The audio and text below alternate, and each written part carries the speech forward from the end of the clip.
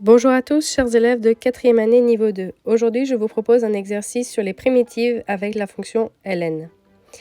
Nous avons pour les deux premiers la même technique.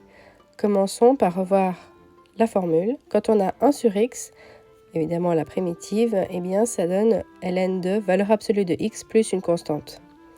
Ça, c'est le rappel. Essayez de faire l'exercice avec cette formule.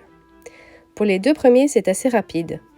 Pour la toute première, évidemment, vous voyez que vous avez 1 sur x plus 1, donc c'est ln de x plus 1. La dérivée intérieure, si vous vérifiez, est 1, donc ça ne change pas. Pour la suivante, la dérivée intérieure, ça serait 2, donc il va falloir compenser ce 2 en divisant par 2. Pour la fonction numéro 3, la technique est différente.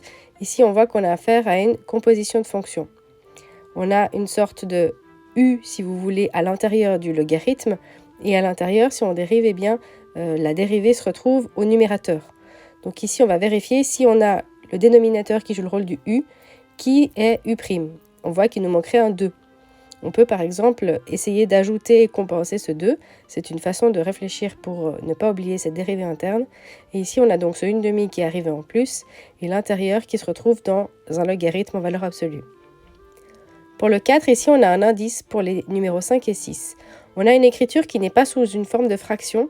Et si on essayait de compléter pour avoir une seule fraction, eh bien, on verrait qu'on aurait un grand degré sur un petit degré. Ici, eh bien, on peut simplement faire bloc par bloc, donc la primitive. C'est ce qu'on obtient, donc, cette écriture du numéro 4 après division polynomiale. Effectuons donc la division polynomiale du numérateur par le dénominateur. Qu'est-ce qu'on obtient ici? On obtient une factorisation évidemment avec un reste, et ça n'impose pas de problème d'avoir un reste. L'idée, c'est qu'on va en tout cas pouvoir simplifier une partie, et puis le reste sera sur une fraction, donc assez simple, qu'on pourra transformer en primitive avec un logarithme. Donc ici, on a la factorisation. On voit tout de suite sur toujours x-1 qui se simplifiera, et on peut simplifier en une somme de primitives. Et on a ici un terme, x plus 3, dont on connaît la primitive, 1/2 de x carré plus 3x. Et après, on a de nouveau ln de valeur absolue de x-1. Essayez de faire le 6 avant de regarder la correction, c'est vraiment exactement la même technique.